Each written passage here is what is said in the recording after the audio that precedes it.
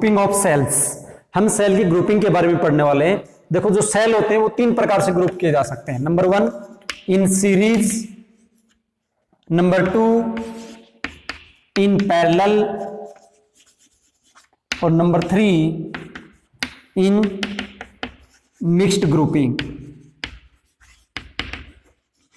Cell को आप series में जोड़ सकते हो, सेल को पैरेलल में जोड़ सकते हो और मिक्स ग्रुपिंग कर सकते हो। अब तीनों को हम एक एक करके पढ़ने वाले हैं। सबसे पहले पढ़ते हैं सेल का सीरीज कॉम्बिनेशन। तो सेल का सीरीज कॉम्बिनेशन ये सेल होता है, सिंबल सेल का ये होता है, ये पॉजिटिव है और ये नेगेटिव। फिर ये दूसरा सेल लगा दिया यहाँ पे, पॉजिटिव और नेगेटिव, और फिर यहाँ पे ये दो सेल का पढ़ लेते हैं, तो 3 लगा देते हैं। ये तीसरा, ये प्लस और ये माइनस। इस प्रकार से कितने भी आप कनेक्ट कर सकते हो।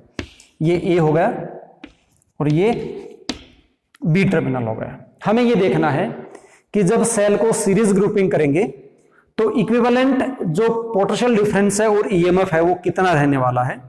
आपको पता है, आपको पहले बताया भी था मैंने, कैपेसिटेंस से बताता आ रहा हूं, कैपेसिटेंस के टाइम पे बताया, फिर रेजिस्टेंस का सीरीज पैरेलल निकाला तब बताया कि जब भी आपको सीरीज या पैरेलल निकालना हो, वो चाहे किसी का भी निकालना हो, तो आप ध्यान रखो कि सीरीज कॉम्बिनेशन में ऑलवेज करंट सेम होता है, पोटेंशियल डिफरेंस अलग होता है। करंट क्या होता है? सेम। पोटेंशियल डिफरेंस क्या होता है? सभी का अलग अलग। तो जो चीज डिफरेंट है हम उसे फाइंड आउट कर लेते हैं।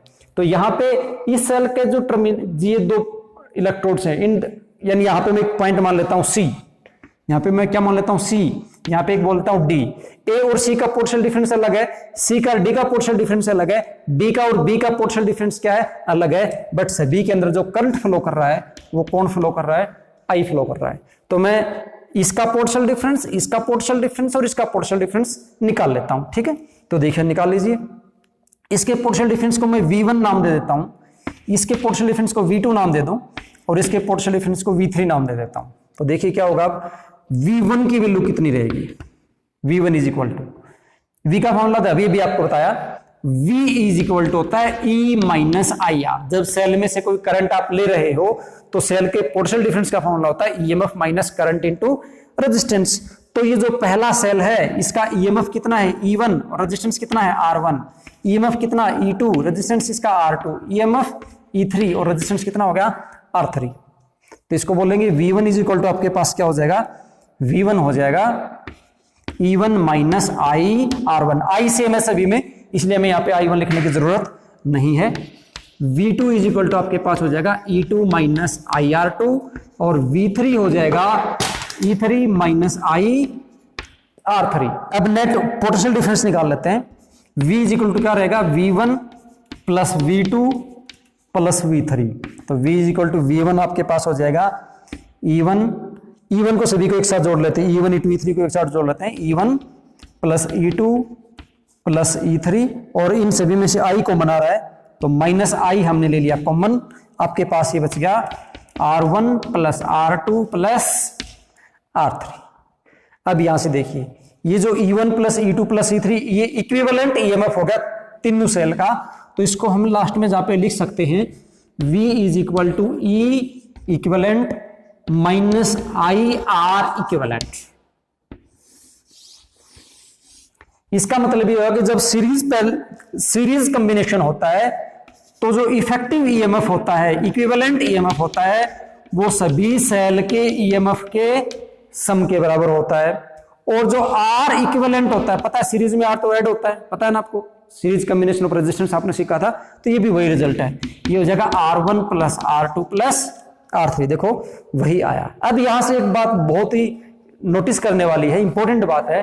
अगर मान लो ये ऐसे है, एक सेल ये ऐसे कनेक्ट कर रहा था, उसके बाद अगला सेल मैंने ऐसे कनेक्ट कर दिया और फिर अगला जो सेल था वो फिर से मैंने ऐसे कनेक्ट कर दिया। A और B ये टर्मिनल्स हैं। अगर ऐसे कनेक्ट कर रखे हैं तो यहां पे आप देखोगे प्लस माइनस माइनस प्लस और फिर प्लस और माइनस, यानी ये जो सेल है ना इसकी पोलरिटी अपोजिट है। ये जो दूसरे नंबर का सेल है ये हमने अपोजिट पोलरिटी के साथ कनेक्ट किया हुआ है। ऐसा अगर कहीं सर्किट में हो तो आप क्या लिखोगे? मान लो इसका पोटेंशियल डिफरेंस मैं लिख लेता हूं V1, इसका मैं लिख देता हूं V2, इसका मैं लिख देता हूं V3, या मैं इक्विवेलेंट EMF ही निकालूं, E = E1 + E2 + E3 जैसे ये था। तो इसका इक्विवेलेंट EMF आप कैसे निकालोगे? तो फिर आप ऐसे देखोगे, ये होगा E1, ये अपोजिट पोलरिटी से माइनस के साथ माइनस कनेक्टेड है, तो आप लिखोगे माइनस E2 और प्लस क्या लिखोगे आप E3। अब आप सोचोगे कि हमने माइनस क्यों लिखा, सोचने वाली बात है और सोचना भी चाहिए। अगर आप नहीं सोच रहे हो तो सोचना शुरू कर दो कि मैंने ये माइनस क्यों लिखा। तो देखिए एक डायग्राम बनाता हूं, आप अच्छे से समझ जाएंगे। एक सेल आपके पास ये है, सपोज करो ये 10 वोल्ट का सेल है, और दूसरा सेल ये है, हमने ऐसे कर दिया, ये 5 वोल्ट का सेल है, और ये सर्किट है, ये को रेजिस्टेंस है सर्किट में इस प्रकार से। इस सेल का करंट का डायरेक्शन क्या रहेगा, इस सेल की करंट डायरेक्शन किधर रहेगी, इसका करंट जाएगा प्लस से माइनस की तरफ, यानी इसका करंट जाएगा ऐसे, ऐसे जाएगा, ऐसे जाएगा ना। इसकी करंट की डायरेक्शन क्या रहेगी, इसका करंट जाएगा प्लस से माइनस की तरफ, तो इसका करंट जाएगा इधर, ये इधर जा रहा है, ये इधर जा रहा है। यहां पे जाके हर जगह करंट का क्या होता है, इनकाउंटर होता है। करंट का क्या होता है, इनकाउंटर। एक इधर से जा रहा है, एक इधर से जा रहा है, दोनों ऐसे एक दूसरे को क्रॉस करने की कोशिश कर रहे हैं। तो इस केस में क्या होगा, क्रॉस कौन कर पाएगा, जो ज्यादा होगा, ज्यादा बड़ा कर पाएगा ना। और ज्यादा होगा मतलब कितना कर पाएगा, आपको इसको वैसे समझ के देखो। मान लो फोर्स की टर्म में समझाता हूं आपको, इधर से एक फोर्स लग रहा है 5 न्यूटन का, और इधर से कोई फोर्स लग रहा है 1 न्यूटन का। ये कोई ऑब्जेक्ट है, इस ऑब्जेक्ट पे इधर फोर्स 5 न्यूटन लग रहा है, इधर फोर्स 1 न्यूटन लग रहा है। ये ऑब्जेक्ट किधर जाएगा, तो आपका जवाब यही रहने वाला है, ये इस डायरेक्शन में जाएगा। कितने फोर्स से जाएगा, डायरेक्ट आप जवाब दोगे 1 न्यूटन इधर है, 5 इधर है, तो 5 में से 1 न्यूटन तो इसको कैंसिल करने में चला जाएगा, बचा कितना 4। तो ये आया 5 - 1 that is equal to 4। 11th class में पढ़ा आपने अच्छे से इसको। वही बात यहाँ पे है, एक करंट इधर जा रहा है, दूसरा करंट इधर जा रहा है, तो इनमें से करंट की डायरेक्शन वही रहेगी जो ज्यादा करंट है। किसकी रहेगी, जो ज्यादा है। तो दोनों के जो ईएमएफ है वो वहां से क्या हो जाएंगे, इफेक्टिव करंट निकालने के लिए हम क्या करते हैं, ज्यादा ईएमएफ से कम ईएमएफ घटा देते हैं, क्योंकि करंट तो ज्यादा ईएमएफ का ही रहने वाला है। तो इसलिए हम क्या करेंगे, यहाँ पे 10 - 5 लिखेंगे। तो ध्यान रखना, जब सेल अपोजिट पोलरिटी के साथ ऐड कर रखे हो तो ईएमएफ क्या होगा, जो सेल अपोजिट पोलरिटी में ऐड कर रखा है उसका ईएमएफ आप सब्ट्रैक्ट कर देंगे। लेकिन रेजिस्टेंस जो है आर इक्विवेलेंट, उसमें कोई फर्क नहीं पड़ने वाला, वो ऐसे का ऐसा रहेगा। रेजिस्टेंस पे कोई फर्क नहीं पड़ने वाला, क्योंकि रेजिस्टेंस का कोई प्लस माइनस नहीं होता। ध्यान रखना, रेजिस्टेंस ऐसे का ऐसे रहेगा, लेकिन इक्विवेलेंट ईएमएफ यहाँ पे डिक्रीज हो जाएगा। एक ऐसा क्वेश्चन आता है आपके एग्जाम में, 10 वोल्ट यहाँ पे कर दिया, 5 वोल्ट यहाँ पे कर दिया, और सपोज करो ये जो है 1 ओम का रेजिस्टेंस था। कितने का था, 1 ओम का रेजिस्टेंस था। पूछेगा करंट बताओ सर्किट में, what is the current in the circuit. तो कैसे बताओगे, बहुत ही सिंपल है, बहुत ही सिंपल है। ओम्स लॉ से निकलता है, I इज इक्वल टू क्या होता है, V डिवाइडेड बाई R। आई किसके बराबर होता है, V divided by R। V देखो यहाँ पे इफेक्टिव, ऐड नहीं कर देना इनको, देखो माइनस के साथ माइनस कनेक्ट है, तो 10 - 5 ये हो जाएगा 10 - 5 और डिवाइडेड बाई 1। तो 10 - 5 कितना होया, 5 divide by 1 that is equal to 5 ampere. तो सर्किट में करंट कितना है, 5 एम्पियर करंट है। आगे बात समझ में, ध्यान से रखना है इसको। तो ये तो था सीरीज कॉम्बिनेशन। अब हम करते हैं पैरेलल कॉम्बिनेशन। जब आपको ज्यादा वोल्टेज चाहिए ना, देखो सीरीज में सभी का ईएमएफ ऐड हो गया। जब आपको ज्यादा वोल्टेज चाहिए, अगर आपसे क्वेश्चन पूछ लिया जाए कि सीरीज कॉम्बिनेशन हम क्यों कनेक्ट करते हैं, सेल को सीरीज में कनेक्ट क्यों करते हैं, तो उसका जवाब रहेगा to get more potential difference. आपको ज्यादा पोटेंशियल डिफरेंस अगर आपको चाहिए तो सेल्स को हम किस में कनेक्ट करते हैं, सीरीज कॉम्बिनेशन में करते हैं। अगर आपको ज्यादा ईएमएफ चाहिए, ज्यादा पोटेंशियल डिफरेंस चाहिए, तो सेल को सीरीज में कनेक्ट कर दो। अब हमारे पास आता है पैरेलल कॉम्बिनेशन नंबर 2। नंबर 2 क्या है, parallel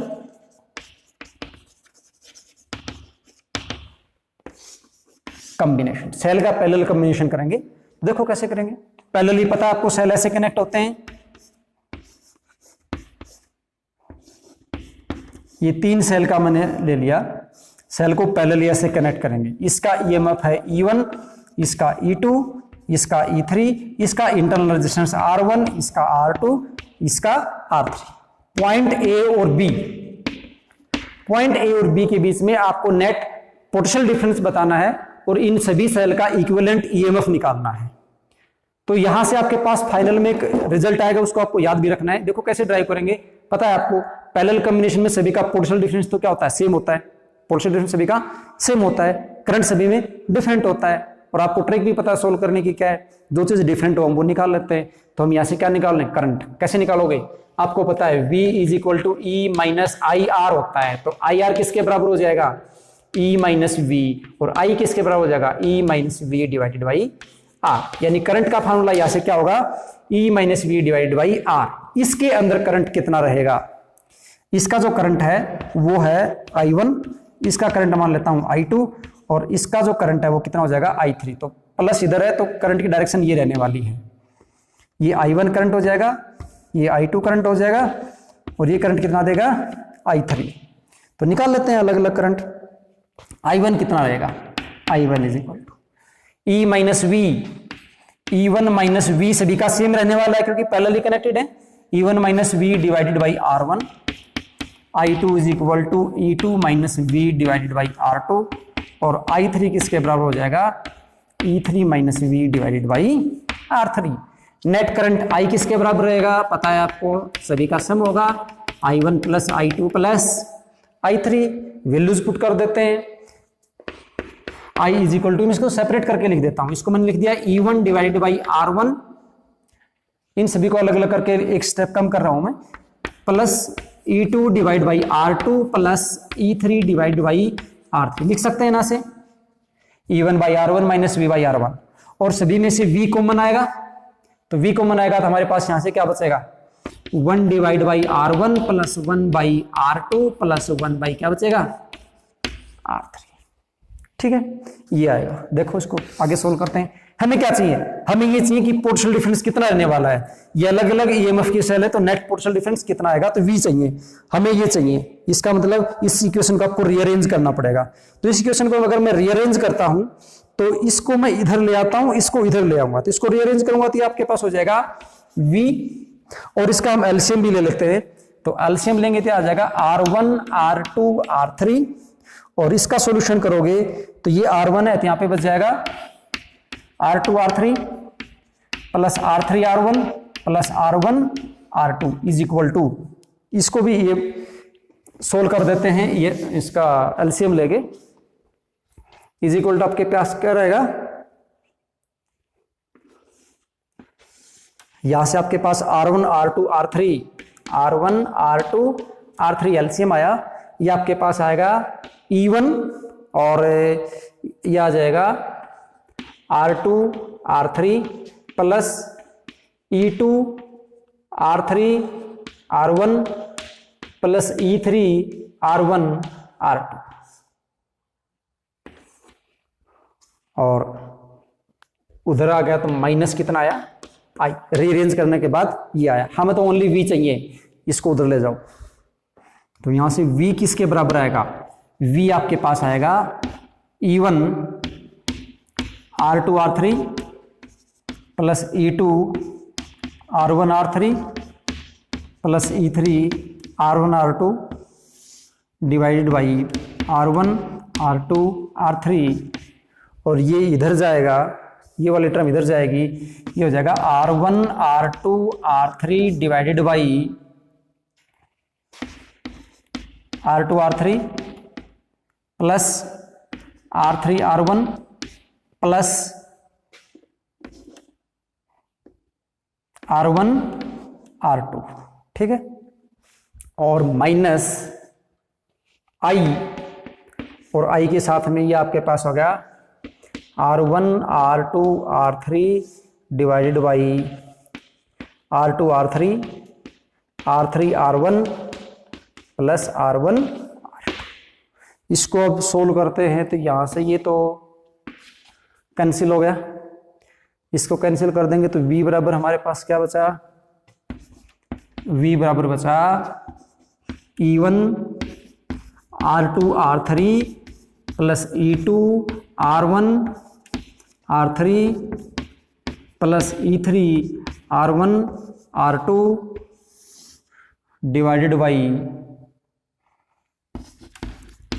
R2 R3 plus R3 R1 plus R1 R2 minus I into R1 R2 R3 और डिवाइडेड बाई क्या बचा, R2 R3 plus R3 R1 plus R1 R2। V is equal to, हमारे पास जो standard equation होती है V is equal to E minus I R, V is equal to E minus I R. इससे अगर compare करते हैं तो ये जो टर्म है ये इक्विवेलेंट EMF है, इसको हम क्या बोल देंगे, E इक्विवेलेंट, और ये जो है वो है R इक्विवेलेंट। तो इसका मतलब V बराबर क्या हो जाएगा, V बराबर E इक्विवेलेंट माइनस आई R इक्विवेलेंट। और E इक्विवेलेंट की वैल्यू कितनी है इसको याद कर लें। अब आपके पास ऐसी बहुत सी प्रॉब्लम आने वाली है जहां पे सेल का अलग अलग आपको पोटेंशियल डिफरेंस दिया हुआ मिलेगा और उनका इंटरनल रेजिस्टेंस दिया हुआ मिलेगा, तब आपको उनका इक्विवेलेंट निकालना है। तो वो कैसे निकालोगे, तो देख लो फॉर्मूला है ये, 3 सेल का तो ये हो गया, 2 सेल का अगर आप निकालोगे तो 2 सेल का और आसान हो जाता। 2 सेल का आपके पास होता E1 R2 plus E2 R1 divided by R1 R2। अगर 2 सेल पैरेलल में कनेक्ट हैं अलग अलग EMF के, तो उनका ये ऐसे हो जाना है, ठीक है। पैरेलल कॉम्बिनेशन ये हो गया। अब देखो पैरेलल कॉम्बिनेशन हम क्यों करते हैं, अब क्वेश्चन ये आया कि पैरेलल कॉम्बिनेशन सेल का क्यों किया जाता है। तो सेल का पैरेलल जो कॉम्बिनेशन होता है वो किया जाता है टू गेट मोर करंट। किसके लिए, टू गेट मोर करंट। अगर आपको ज्यादा करंट चाहिए तो आप क्या करोगे, सेल को पैरेलल में कनेक्ट कर दो। अगर आपको ज्यादा पोटेंशियल डिफरेंस चाहिए तो सेल को किस में कर दो, सीरीज में कनेक्ट कर दो। तीसरा बचता है मिक्स्ड ग्रुपिंग, उसको देखते हैं। तीसरा क्या है, मिक्स्ड ग्रुपिंग। मिक्स्ड ग्रुपिंग का मतलब क्या हुआ, जैसे कुछ सेल ऐसे थे, 3 सेल का एग्जांपल ले लेता हूं मैं। 3 सेल हैं ऐसे कनेक्ट, देखो सीरीज में भी है और ये पैरेलल में भी है, इसको बोलते हैं मिक्स्ड ग्रुपिंग। ये हो गया A, ये हो गया B।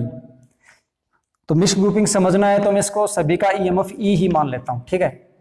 इनका सभी का EMF क्या है, E1 E1, इन सभी का क्या है E2 E2, इन सभी का रेजिस्टेंस भी सेम है, R1 मान लेता हूं और इनका R2 मान लेता हूं सभी का। इससे आपका जो डेरिवेशन है थोड़ा आसान हो जाएगा। वैसे आप अलग अलग मान सकते थे, E1 cell E2 cell E3 cell, फिर इसको भी E1 E2 E3 ऐसे, लेकिन हम सेम टाइप के सेल इधर जोड़ दिए, सेम टाइप के इधर जोड़ दिए, फिर निकालना चाहते हैं कैसे निकलेगा देखिए। अब आप देखोगे इसको सोल्व करने के लिए आपको बता रखा है, इस प्रकार का जो कॉम्बिनेशन उसको सोल्व करने के लिए आप क्या करते हो, पहले इसको सोल्व करो और इसको सोल्व करके आप एक सिंगल सेल बनाओ। इसको सोल्व करके हम क्या बनाए, एक सिंगल सेल बनाए, फिर इसको सोल्व करके क्या बनाए, एक सिंगल सेल बनाए, और फिर इन दोनों का हम नेट निकालें। तो इसको अगर आप सोल्व करोगे, तो ये देखो R1 R2 R के 3 रेजिस्टेंस हैं, तो नेट EMF तो कितना हो जाएगा, E1 E2 E3 नहीं, तो नेट EMF कितना हो जाएगा 1 2 3।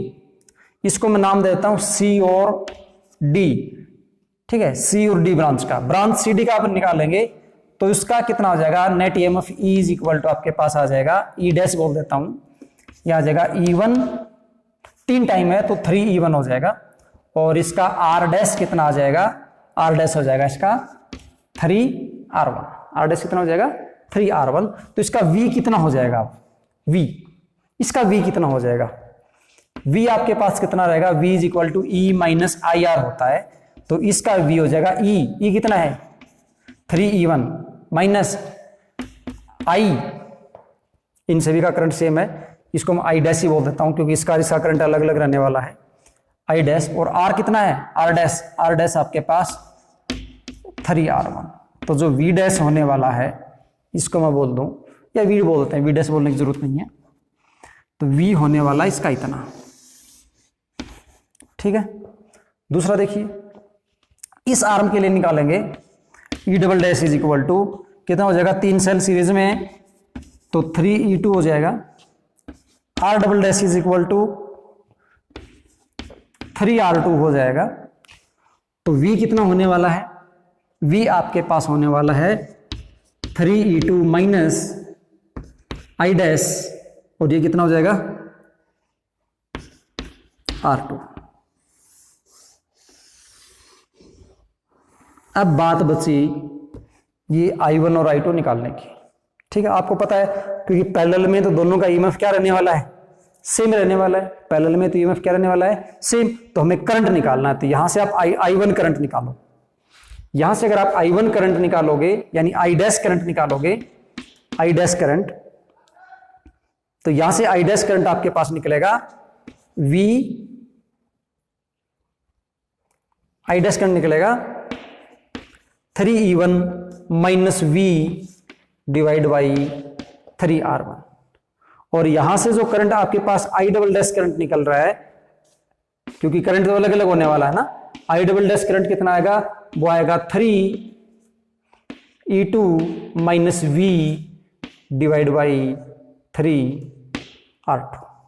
यहां से निकालेंगे तो अब नेट करंट कितना होगा सर्किट में, I तो किसके बराबर होने वाला है, I1 प्लस I2 यानी I dash plus I double dash. तो नेट करंट I आपके पास होने वाला है 3E1 divided by 3R1 plus 3E2 divided by 3R2 minus V आ जाएगा common 1/R1 1/3R1 plus 1 divide by 3R2। और अगर ये n सेल होते तो 3 की जगह क्या जाता, n आ जाता। सेम सेल का केस ले रहा हूं मैं, इसको सोल्व कर दो आप। तो सोल्व करोगे तो देखो 3 से तो 3 कैंसिल हो रहा है यहां पे, तो आपके पास आ जाएगा सोल्व करने के बाद I is equal to E1 R2 plus E2 R1 divide by R1 R2 minus V, और ये कितना आ जाएगा, ये आपके पास आ जाएगा एलसीएम तो आ जाएगा 3R1 R2, तो ये आपके पास हो जाएगा R2 प्लस R1। तो ये आपके पास हो जाएगा सेल का मिक्स्ड ग्रुपिंग। अब देखो 3 ग्रुपिंग हुई हमारे पास, सेल की सीरीज ग्रुपिंग की, पैरेलल ग्रुपिंग की और मिक्स्ड ग्रुपिंग की। यहां से क्वेश्चन ये आता है कि सीरीज क्यों करते हैं। पहला नंबर सीरीज, सीरीज क्यों करते हैं, सीरीज करते हैं मोर पोटेंशियल डिफरेंस के लिए, पैरेलल करते हैं मोर करंट के लिए, और तीसरा बचा मिक्स करते हैं मोर पावर के लिए। किसके लिए, मोर पावर के लिए। पावर का कॉन्सेप्ट हम पढ़ने वाले हैं। ये किसके लिए है, ये सीरीज, ये कब, पैरेलल। मोर पावर, पावर कब, मिक्स्ड के लिए। तो आपसे पूछ ले जाए मिक्स्ड ग्रुपिंग क्यों करते हैं, ज्यादा पावर के लिए, पैरेलल क्यों करते हैं, ज्यादा करंट के लिए, और सीरीज क्यों करते हैं, ज्यादा पोटेंशियल डिफरेंस के लिए।